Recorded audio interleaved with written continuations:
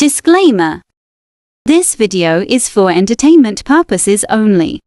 Do not attempt this at home. Vitiated how to will not be responsible because you decided to be a cheap ass and not hire a professional. On with the show.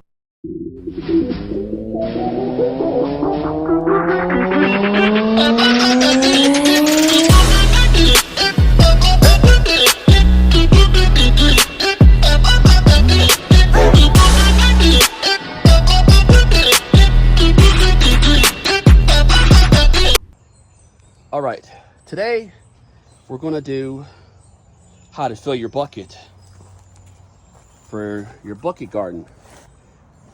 I'm doing things a little different this time because I have a yard full of live oak trees. This got Japanese 500 plum, million views. other weird in trees 2.5 and other weeks. weird trees, and It was a so lot of bad this that compost Facebook is crashed over 2 it. years old anyway, because there's 15 bags of leaves that got thrown in the backyard just left to rot. So this is the stuff out of my yard. That's the stuff that's been in those bags for 5 years, 4 or 5 years. And this is the pile of dirt you may or may not recognize from 6 years ago. I had a big pile of it dropped off, and it was kind of hard to use because it holds so much goddamn water, and I couldn't figure out how to do it. So what I'm doing is, this is all the stuff from around my yard. Most importantly, let me find it. There it is. I scoop it up out of my yard, and I know I'm gonna get worms, so I ain't gotta pay for worms either. And the other thing is, because if you've seen some of my other videos, I like to do my buckets kind of like how they do tomato plant buckets or tomato plant things.